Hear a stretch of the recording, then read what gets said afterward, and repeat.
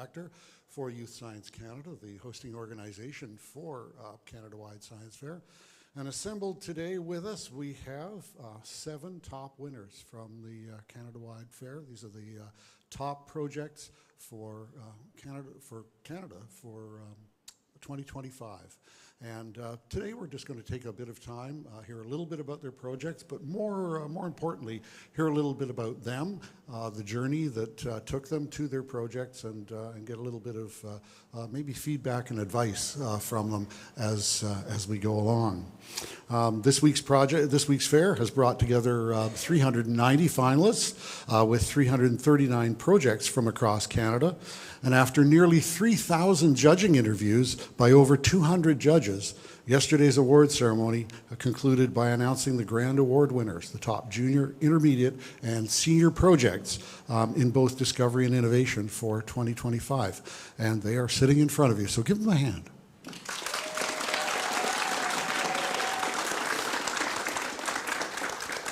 Can see you have a fan base here, so that's awesome. Okay, so we've got about 45 minutes, and we're going to work our way through talking to every one of them. We're going to kick it off with Claire Singh from Peterborough, Ontario, who won the Best Junior Discovery Award for her project Beat the Blaze, preventing wildfires and drought with a novel biodegradable treatment. And this has something to do with mussel shells and hydrogels. So you want to kick it off and just give us a quick intro to your project. Well, I created a biodegradable treatment which can retain moisture. I created a biodegradable treatment which can act as a fire and drought protectant. And to do this, I used something called a hydrogel, which holds water really well. And I created my own hydrogel from compost. And then I also used PEI blue mussel shells, which have something called calcium carbonate in them. And calcium carbonate is an excellent fire retardant because it reduces into a form of carbon dioxide when heat is added. So when I combined the hydrogel and the mussel shells, it created an effective treatment. Excellent. All right. And now next we're going to go to the Best Junior Innovations of Tricia Haldar from Windsor, Ontario. And her project was Visual Drug Interaction Checker. And she dealt with things like polypharmacy, Python, and drug banks. So tell us a little bit about that. So my name is Tricia Haldar. I'm a grade 8 student from Windsor, Ontario. And my project was about visualizing drug interactions using a visual drug interaction checker. Now, the problem is that drug interaction information is often buried under layers of text, which can be difficult for users to conceptualize and really understand. That's why I developed an innovative visual drug interaction checker that visualizes drug interactions through a network graph, making it easier to spot patterns and see the bigger picture. Also, my project also displays potential causes for these interactions, such as looking for shared targets, shared protein families, and shared drug categories, improving patient safety and user understanding.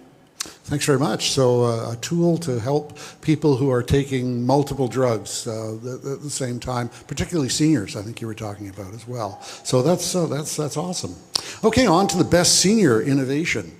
So Chloe Filion and Sophie Filion from Fenwick, Ontario, for the home smog alarm. How clean is your home's air? And you also had some experiences with strange alarms, which maybe you'll tell us about. But give us a bit of an intro into your project. So we created 2 devices. One is an indoor monitoring system, and the other one is an outdoor solar-powered air quality monitoring system. What they'll do is when one of the sensors detects a dangerous condition, it'll send you a text message so you can open or close your windows to optimize the best air quality within your home. All right, thanks very much. And next we move on to the Best Project Awards. So the Best Project in Discovery was from Sarah Wakas from Calgary, Alberta, for neurobiologically informed targeted schizophrenia treatment, a multi-omic fMRI approach. And you actually developed a new drug to treat schizophrenia. So in my project, I looked into precise treatment for schizophrenia. And that's because current treatment doesn't actually target what's really going on in the brain. And so I looked at neuroprofiling using fMRI and then also gene expression. And then the molecule I created tries to restore the function of people with schizophrenia rather than just trying to silence the symptoms. And so the goal there is to kind of restore the defects that I found in my neurobiological profiling and hopefully lead to a better quality of life for people with schizophrenia. Excellent. Yeah, and fMRI is functional magnetic resonance imaging, right? So, yeah. All right, good. And then finally, the best project in innovation, Evan Buds from Burlington, Ontario, for development of an autonomous bionic sea turtle robot for ecological monitoring using AI. So tell us a little bit about your turtle. Yeah, so with my project, I essentially created a biomimetic robot inspired by the unique locomotion capabilities of green sea turtles. And I integrated these locomotion capabilities and worked to develop an application for the robot in autonomous ecological monitoring using an AI system to detect various threats, including coral bleaching and invasive species, so that a user can then go in and remedy the situation and prevent ecological harm in marine environments. And you were actually at the Ripley's Aquarium looking at how sea turtles swim, is that right? That's correct, and essentially I reached out to them just to gain a better understanding of some of the unique swimming kinematics of these majestic animals to really understand them. Perfect. All right. Okay, well, let's get into some interesting things. Like last night, you folks were all called up on the stage, and how many of you were surprised? All of you, okay. Nobody said, oh yeah, I knew I was going up there, right? Yeah, so, okay, well, let's give us a sense of what it was like to hear your name called and realize that you were one of the top young scientists and innovators in the country for 2025. Well, it was just so surreal. I was in shock for so long, but I was also so grateful for this incredible honor, and I'm just so grateful that I get to be here with all these other amazing projects at the Canada-wide Science Fair. Perfect. I think I'm still stunned by that reality. I don't think that any of this is real, but I'm at the same time very grateful to all the people that have supported me on this journey and very grateful for the opportunity to be here and really share my research that I've done. I had like the best week this week, and so I was like so happy even like before the awards, and so I was like really like hyped up in the awards. I was clapping a lot, and like when I heard my name, it was insane. I could not believe it. I like she said, like I still don't believe it, honestly. So. For me, I think it's really going to take a few days for it to set in. It was such a state of shock when my name was called during the award ceremony. And I would also really like to thank all the people that made this wonderful opportunity possible, from YSC to my regional delegation at the Bay Area Science and Engineering Fair. Okay. I was kind of in disbelief. I couldn't believe it happened. My first thought was, oh my gosh, Chloe, since we're a team project. So it was a really big honor to be able to be at the science fair, especially with my sister, and it means a lot to me.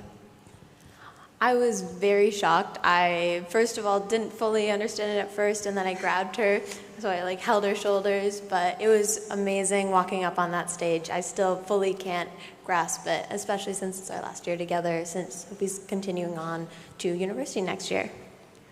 Honestly, it took me like a few seconds to process that my name was called, so it was honestly very shocking. But I would like to thank my school, my regional delegation, for all that they've done to support me, and also to my parents who have been pivotal in honestly helping me through all this.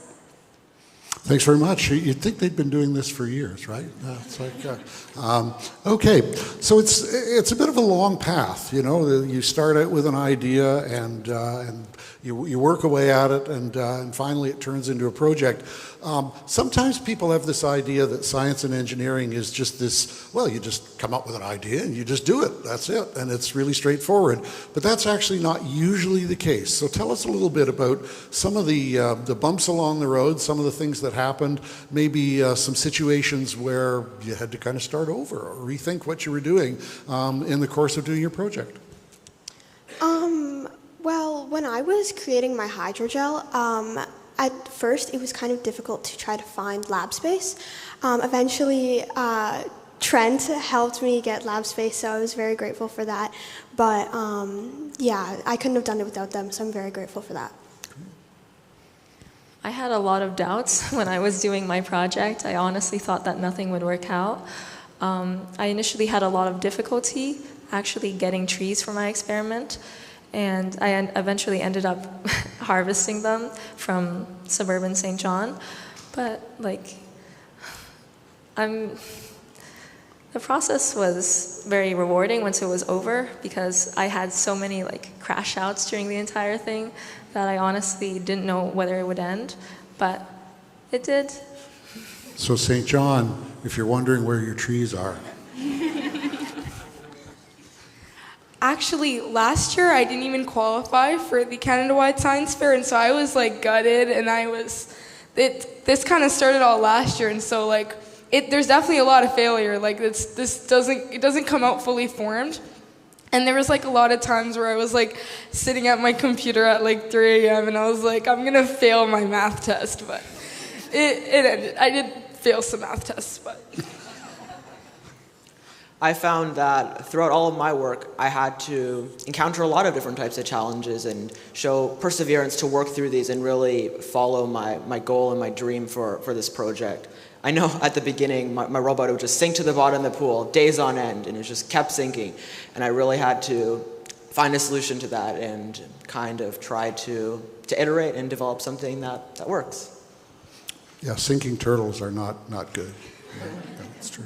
Yeah, for us there was a big learning curve since we use so many new chips and a lot of new devices. We actually worked with solar cells for the first time in radios, and we struggled a lot with different components of technology that we were learning how to use, and we ended up just taking our radio, separating it from the project, and playing with it for like 6 hours to figure out how it worked. So there was a lot of stepping back to gain understanding. This way we were actually able to put our project together. Even during testing, there were certain times where we weren't completely sure if it was getting the right information, since at the start we couldn't smell it, but if you waited about 30 minutes, I would say, then you would start smelling, for example, smoke from our neighbor's bonfire. And that was really one of the events that made us realize that, wow, this is really going to have an impact. Honestly, my project was going to be way different at the start. I initially planned a study, but when I presented it at my school science fair, I found out that I couldn't do the study on the medications that I wanted to. So I decided to completely start from scratch and repurpose my idea, but only a few weeks to go before the actual science fair. So I decided to do an innovation, but honestly, it went through so many different stages, and there were some times where I thought that my code wouldn't even work. And honestly, it's been like an emotional roller coaster, for sure. So, yeah, I think you've done a really good job of highlighting that it isn't a simple process, and that sometimes you just have to dig in, start over, as you were saying. And also, yeah, I think there's also a bit of a perception sometimes that, if you're a big winner at the Canada-wide Science Fair, that, everything was just perfect, and, you have this history of doing amazing things. And as you pointed out, last year you didn't even qualify. And so I just want to come back to you on that. What was the sort of feeling when you didn't qualify, and about wanting to get back to what you were doing? I'll be honest, I was so sad, and it took a few days for me to be like, it's okay, because I think for me, I did qualify the year before that, and so there's the expectation there, and you're like, I'm gonna go every year, and I'm gonna become yeah, and so it started with I was so sad. I was and I think that's okay, to be upset when you work really hard at something. But I think what got me back was remembering why I do a STEM project. It's awesome to win, but it's really fun to discover a problem, and I think that's what got me more passionate about my project, was because I was now I'm here because I love the science, and if I win, that's awesome, but I also learned something new. Key message to all the folks who didn't win a medal last night. Yeah, just keep at it and remember why you're doing it. It's not because of the medals, it's because of the project and the science and the engineering that you're doing your project. And who knows, you come back next year and maybe the result will be better. Okay, I want to talk a little bit about mentorship. How many of you had a mentor? Okay, and a few of you didn't. So that's fine. Talk a little bit about what the role of the mentor was and how that impacted your project and how they helped you. Well, my mentor, I had 3 mentors. 2 of them were at Trent University, and they helped me create my hydrogel. They taught me a lot about chemistry, and they just really helped me along the process. They helped me. They gave me advice with the steps I should take, and then my other mentor also helped me direct the future research of my project and just evolve from my regional fair. So. I did not have a mentor, but I did have someone who was working with the New Brunswick Museum. His name is Dr. Alfredo Gesto. He is a mycologist, and he helped supply my fungus actually for my project. And though he wasn't able to help out much with my actual project, he did give me good advice on how to properly treat the fungus and basically how to properly use it for my experiment. He just couldn't get you any trees. Sorry? He just couldn't get you any trees. That's not his area of expertise, unfortunately. I like that we're talking about mentorship because I think, like, at science fairs especially, there's a lot of emphasis on, like, individuality and stuff, but science is, like, very collaborative. And so I worked at a lab this summer, and I still work there, but this project was separate from that. And so the PI at that lab, I was getting some like weird conclusions from my analysis, and so I asked her to read through it because I just don't want to present something that doesn't make any sense. So she looked into like my hypothesis and made sure it was sound. And she was Dr. McCackern at the University of Calgary. And my like delegation as well, they were very helpful with like presentation and like how to have a sensitive presentation. So I think mentorship is very important. With my project, I did not have a mentor, and I feel the main message I would like to share with others is if you don't have a mentor, that doesn't mean your project isn't going to do well, and a lot of individuals can really work with other resources from teachers to parents to other students and peers and work through challenges to develop something great. Our mentor was our father, and he taught us almost everything we know about different electronics and engineering and those type of things. For this project, he was very helpful for when we came into a problem that both of us just couldn't completely wrap our head around. It was really nice to ask for some help and try to have a different perspective on things. I just really want to emphasize that it's okay to ask for help, even if you feel like you have to figure it out yourself. You can have some help from other people, especially from other people for doing your projects as well. Yeah, so another really main component about mentorship is actually learning and being taught. So a really big aspect was, it's been a few years now that we've been coding and designing printed circuit boards, but being taught that by our mentor and our father was really helpful towards pushing our understanding and our knowledge further.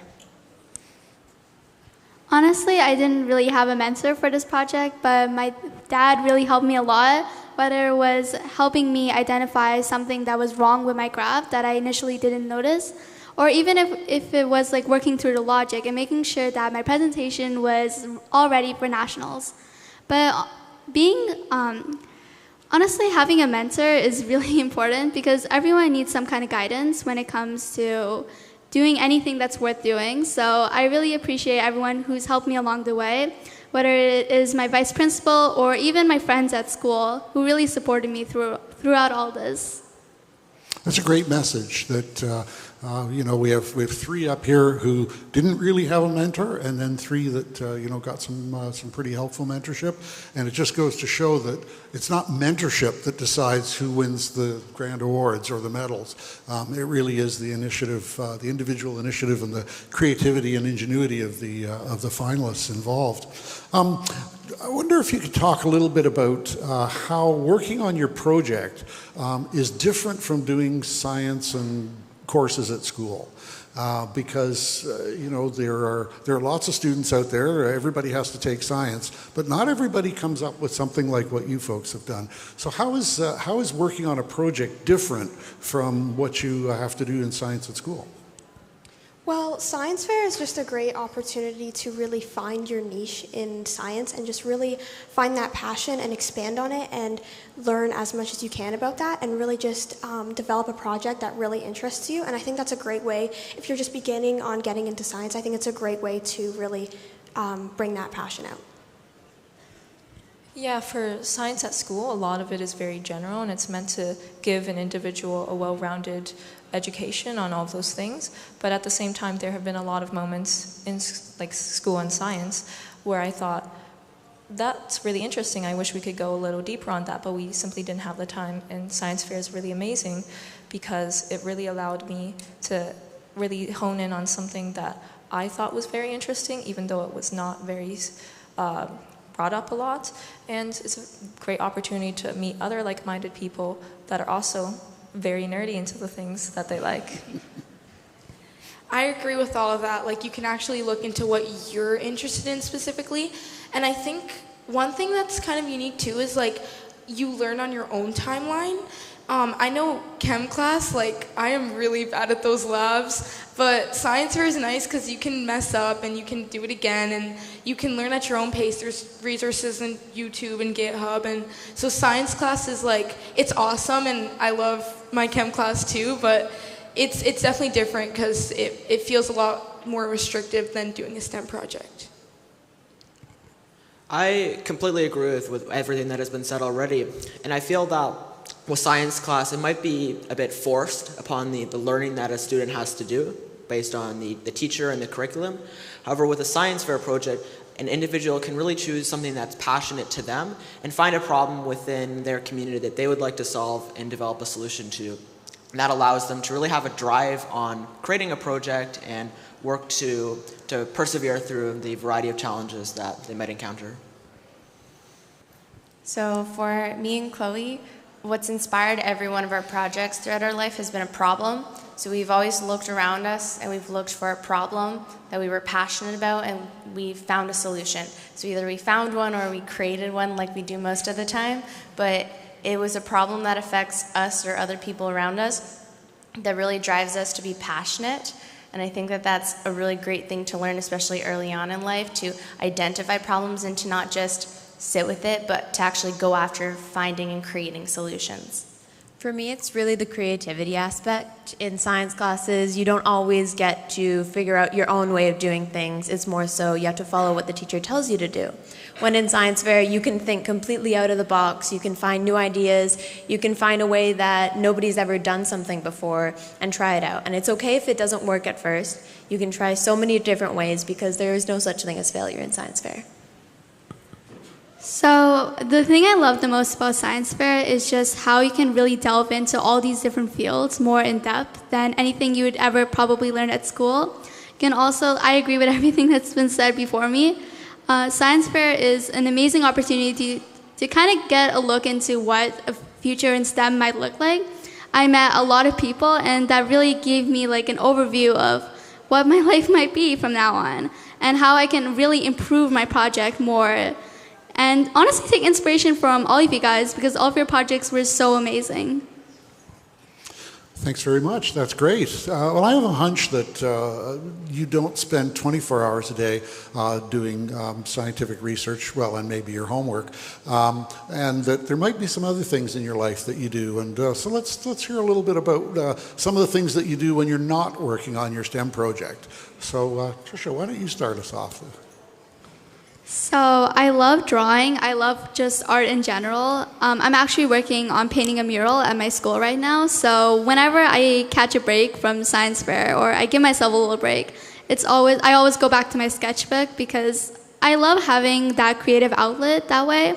I also play violin. I like watching TV. I don't know if that really counts as a hobby. And reading books. So yeah, it's a little basic, but that's who I am. I really enjoy reading books, just diving into a new world. You can have endless possibilities based on other people's creativity, but I also love running my first aid team back home at Cadets. It's super fun. I get to teach new people about different aspects that they might not have thought about within first aid, and we just have a lot of fun, and that's a really rewarding experience for me. So something that I really enjoy is biathlon. So at Cadets, I'm in charge of our biathlon team, and I really enjoy working and teaching kids what biathlon is and how they can incorporate different aspects of marksmanship and sport together. I also really enjoy sewing in our school sewing club and creating lots of fun activities for my school through student council. And you're actually heading into being a teacher, is that right? Yeah, I am. All right, so going into concurrent at Brock. So, yes. Excellent, all right. Outside of science fair, I am really into being outside. I love to spend time outdoors, whether it be doing sports or just relaxing. For instance, I love to mountain bike, ski, and swim. And I'm also into taking courses to better develop an understanding and develop some new skills, from lifeguarding to teaching to skiing as well. And as other people have said, I'm also really into reading. I also love reading, but I haven't gotten a lot of time to do that. I love the humanities as well. I'm really into poetry, debate, speech. That's something I really like. And I also have a group of friends, and they're really awesome. They're graduating this year. We work on fundraising for resources like sensory items for elementary schools. So that's a fun thing I also like to do. And I also like to sleep, kind of. I enjoy a lot of physical activities, so I speed skate, and recently I've taken up rowing. I went to the 2023 Canada Games for speed skating, and recently I've enjoyed violin a lot more. I've been playing for 11 years, but I think I've got my spark back. And like everyone else has said, I enjoy reading a lot, not just books, but also sometimes fan-made content, because a lot of it is purely passion, and that's what I think makes a work of art great. I also love sports. I play basketball, and I love music as well. I play piano. I also love getting involved in my community. I'm a member of my school student council, so I love really giving back to my community as well, and I also love reading. Excellent, all right. So there are a lot of students across the country who might be thinking about doing a STEM project, and we hope actually some of them that are watching will consider doing a STEM project. And we hope that you've been inspirational in getting them to do that. What advice would you have for students who are just getting started on doing a project and and are maybe thinking, well, why should I do this, or how do I get started? What would you suggest to them? Well, I would suggest, like I said before, finding your passion in science. There's so many branches of science that you can go into. I've always loved environmental science.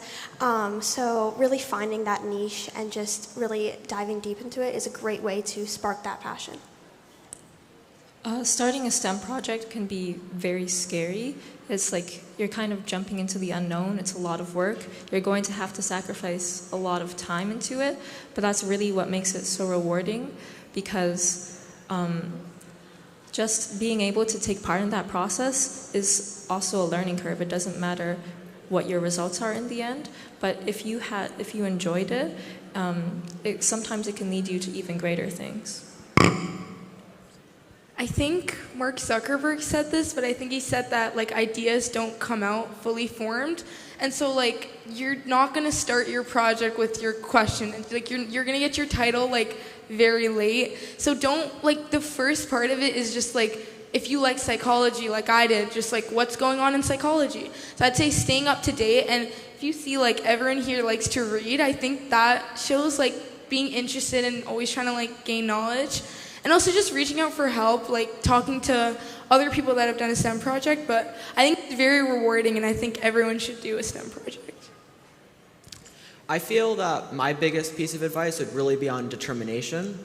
As through any project, there's going to be a variety of challenges that need to be overcome. And there are many resources available to help students, whether it be on the internet, on forums, students, other students, with teachers, and with parents, and they should utilize these resources to work through these challenges and stay determined to create something great. So my advice would be look around your environment, wherever that may be, and find a problem. You don't know what could possibly be affecting you or other people, but when you take time and you look for a problem and you get really passionate about it, that's when you find solutions, and that's what can really spark a project more than just having a project to go to science fair with, but being passionate about having an impact on your life, the people around you, and your community. Also, don't be afraid of failure. There's a lot of mistakes that I'm sure we've all made throughout our projects. Bumps that we've gotten in the road. I'm sure a few people thought they might give up at a few times, but I promise you it's all worth it in the end. My biggest cheerleader is my sister here, because whenever I get really stressed about the project, she's like, no, it's okay. We're just going to figure it out. We'll look at it another day, and you just really need to persevere through it. That's my advice. My advice would be that it's not really like a straight line when it comes to creating a science fair project. You're not always going to get what you expect, and that's the whole beauty of it, because that just means that you can improve even more. Because no matter how good your solution is, there's always something else you can add. And while this may seem like really daunting to some people and honestly very disappointing, this just shows that just how good your question was. Because if you've answered, like if you've successfully answered your hypothesis, then you haven't asked like the right question, because there's always a problem to be found. So over the course of the work that you've done, you've obviously learned a lot about science and your particular area. But what are some of the other things that you've learned, maybe about yourself or skills that you've picked up that you never maybe realized you were going to get out of doing a project, but that you think might be valuable going forward? What have you found? Well, science fair is just an amazing opportunity to meet so many people, but also develop so many new things. For me personally, I've really been able to develop my presentation skills and effectively communicate my ideas and a project. So I think that science fair is such an amazing way to develop those communication skills for me personally. Yeah, absolutely. One thing that science fair is really great for is developing your presentation skills. I didn't even know I could talk that much, actually. Another thing is that I feel like I've gotten way better with probably managing my time and deadlines, because I'm a very bad procrastinator. But science fair has really taught me to sort of embrace the process. And even if I'm scared of failure, which is why I procrastinate a lot, it's better to just try something out and learn more about yourself, even if it's not the result you wanted. And I feel like that's really valuable going forward, because it's teaching me to not be afraid of failure, which I was very afraid of before. Something for me about the whole process, start to finish and awards and stuff, was identity, the importance of remembering who you are beyond all your extracurriculars and all these things. You should be content with yourself beyond all that, and that's when you have a lot of fun, and you're gonna love your project so much more, because now it's not this is not your whole life. And so while I think doing a STEM project is a big part of all of our lives, I think that this really taught me I have an identity beyond that, and that's where I'm gonna actually develop something I love, because I'm in touch with that. At the start of my project, and with my first project, I originally thought that I was putting so much work and there wasn't really anything that I was gaining through it. However, now that I've gotten so far, I feel like I have gained so many skills that will become really critical in the future for me. One of the big ones, I believe, is time management. As to create a project, there's a lot of work that does have to go in to persevere through the challenges and to develop something. And I've had to schedule that along with my schoolwork and other extracurriculars, and really learn how to prioritize certain tasks and schedule them all together. So I think that communication is a really big thing that you learn in science fair. I think it was one of the first things during my first science fairs that really I got out from that. It was really important, and I grew a lot with that experience. But an aspect when it comes to a group project is science fair kind of brings us really close together. We kind of have to try to read each other's minds when the judges are there. We have to have good communication. If there's a problem or something's wrong, we have to find a solution, work together, and that's a really big aspect that Science Fair has given to us. It's really helped us become really great sisters to each other. As well as for me, it would be networking. You get to meet a lot of super cool people all throughout the process, whether it's at your regional fair, at your school fair, Canada-wide, or other fairs all around the world. The people you meet here is really the piece of gold that you get when you leave this fair. It's not the medals, although they are really cool looking. I really appreciate all the people I've met today and throughout this week. They're the people that I will remember for the rest of my life. For me, this will be strange, but it was probably my written communication skills, as I realized that sometimes when I jot down my ideas and put it on my poster board, when I let someone else, like one of my friends, read it, they tell me that this is complete nonsense and it doesn't make absolutely any sense. So I really learned how to express myself in terms of writing, making sure that I can present my ideas clearly and effectively in a way that someone can understand regardless of their background. Thanks very much. I'm curious, was this the first project for any of you? No, I didn't think so. That doesn't usually happen. So I want you to go back a little bit, and maybe it goes way back, and tell us a little bit about your very first project. What it was, how you got started, and it doesn't matter how simple it was or whatever. Just tell us about your very first STEM project. Well, in my first project, I used something called gray water to grow plants. Gray water can be laundry water or dishwater, and I used it to grow Canadian-grown plants, and it worked very well, actually. So that was very exciting, and that's kind of what sparked my interest in environmental science specifically, but also in STEM. How long ago was that? That was probably 4 years ago, I think. Okay. Yeah. Okay. I don't have a long history with STEM projects. I have like 2, and the last one was 6 years ago. It was investigating whether or not the acidity of a fruit yielded different types of mold, which looking back on it now, obviously, yeah. But I had them in little plastic bags, clear Ziploc bags, and I would just let them sit in a corner until my mom complained really hard.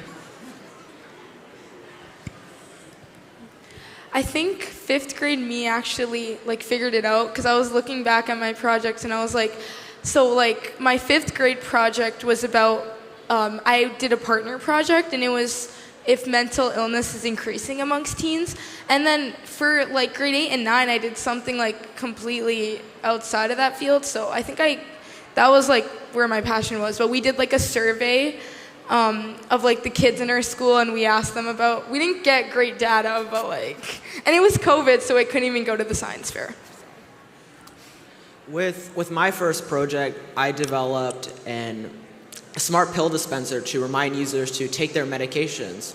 And I feel that the biggest takeaway from me through that experience wasn't the award that I had won, but it was really the fact that if I found a problem, I could work to develop a solution and test that and iterate that to develop something that actually has a real-world impact and can aid users pretty much worldwide. So my first year I was in grade 5, and Chloe wasn't old enough at the time, so it was my only project that I've ever done alone, and it was on carpenter bee traps. So I designed and created my own carpenter bee traps using wooden blocks and mason jars, and I tested different types of holes to see which one would be the best carpenter bee trap. And I can say that those traps are still working to this day in our property and in our neighbor's farm. And they're working great. My first project was about 6 years ago, and it was a Sophie, and it was about bees, but this time it was about queen bees. And it was super interesting. We got to see the best way you could raise queen bees, because fun fact, the different kinds of bees are based off of what you feed them as larvae. And that was really interesting. We got a few bees inside the house, which our mom wasn't too happy about, but it was really fun and interesting. And I believe this is our 6th project, so we've come a long way. So my first science fair project was actually last year, And I didn't make it to Canada-wide Science Fair, so this is my first year at Canada-wide. And last year, I didn't do so good. I actually got a bronze medal at regionals, and my project was about creating a system with a Bluetooth low-energy transmitter and a receiver for home automation. And it was for a completely different area of science. It was more towards digital technology and mathematics, although I did integrate a lot of coding this time too into my project this year. That's great. So we've had a chance to look back a little bit, some of you further than others. And so now I want you to think the other way. I want you to look down the road, think in the future, and give us a sense of, if you could achieve anything, if you could do anything in your life and achieve it, and money and whatever to make it happen didn't matter, what would you do? Well, I would definitely want to continue something with science. I love STEM. I'm very passionate about STEM. And I would love to look into other branches of science, specifically medicine. I find medicine very interesting. And while I love environmental science, I think that something in medicine could be really interesting for me. I'm very passionate in research. It's definitely something that I really want to continue in the future. But more than just research, I think I'd want to be able to inspire passion in a younger generation, because as a teacher, I know just how far passion can take you, and it's really what changes the world. And being able to have younger people really be passionate about things is an incredible skill, and I applaud all teachers.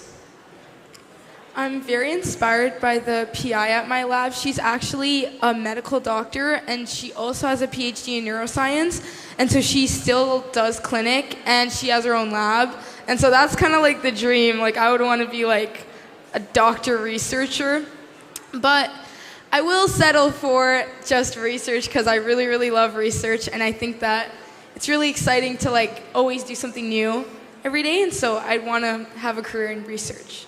You might not need to settle. Go for the PhD MD.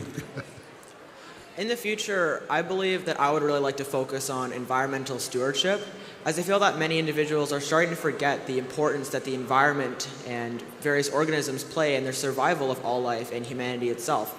So I'd really like to look into that and create some more solutions and research onto how we can better protect the really valuable resource that we have. So I really want to give back to youth and to the next generation. I've been affected by so many different teachers, specifically my parents, who have taught me so much in my life. There have been so many people that have helped me and taught me different things, and I really want to push my passion and what I love about science, which is finding solutions, pushing my knowledge further, and invoke that into other people. I would love to continue tinkering, finding new solutions to different problems that somebody hasn't thought of yet. I would love to continue doing this. Maybe not teaching, that's not my expertise, but I would love to continue doing different projects, whether it's professionally or not. I would honestly love to continue looking into medications more, as it's really interesting what a single pill can do to your body, and also how they can interact. I would love to continue doing more research into medicine and just biology in general. And I really want to get into some kind of STEM-related area, whether it's chemistry or biology or maybe even engineering, because right now I have a lot of options and I really want to look into each one further. So one final message. You get a chance to maybe give a bit of advice or just one final quick message to students across Canada, the folks assembled here at the Canada-wide Fair, about doing projects, doing STEM. What's your final message to them? I would say keep asking questions, stay curious, continue, if you have a passion, continue feeding into that passion and really growing, because Science Fair specifically is such an amazing way to make incredible memories and connections that you will keep for your entire life. So I would say keep asking questions and stay curious, and youth can really have an amazing impact on the world. So just please, if you have a passion, please feed into it. I would say never give up on yourself or your project. It's really important that sometimes, even though we lose faith, that we can keep going, because really these projects can really change the world, and the work that you're doing, even if it doesn't yield to like medals or awards or anything, you can inspire other people just by doing that. So just find a passion and really hunt it down. Yeah, I would say, like you said, don't give up on yourself and just stay strong through it all. Don't worry about the medals. It makes it less fun when you're like excited, like you're expecting something, and that makes it's very easy for like high achieving teens to like tie your whole worth to like your grades or like a STEM project or an extracurricular. But like there's so much ahead of you. Like this is not the end all be all. And these projects are cool because you love it. So remember why you're doing it and not what you're trying to get out of it.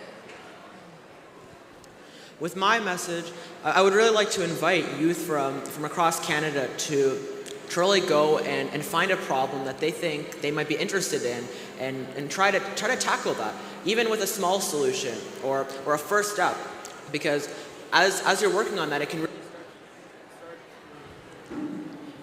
start to snowball into something that is really great and could positively affect a variety of individuals.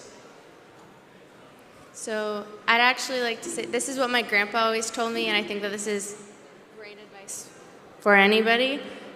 You only fail when you stop trying. So if you keep trying, you've already crossed half the battle. My advice is that you're never too young to change the world. You don't need the fanciest education to solve a problem. You can do it right now within your own home. You just need to keep trying. I would say don't underestimate your abilities. Every single person has that passion here, or else they wouldn't be here.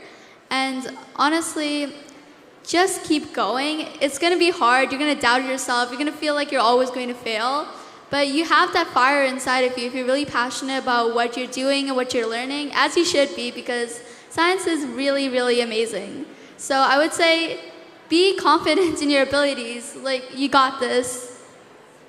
Some fantastic advice from some remarkable young Canadians. I just want to thank Claire Sain from Peterborough, Ontario, Tricia Haldar from Windsor, Ontario, Haixin Wang from St. John, New Brunswick, Chloe Ray Filion and Sophie Rose Filion from Fenwick, Ontario, Sarah Wakas from Calgary, Alberta, Evan Buds from Burlington, Ontario, the top young scientists and innovators in Canada for 2025. Let's give them a hand and thank you.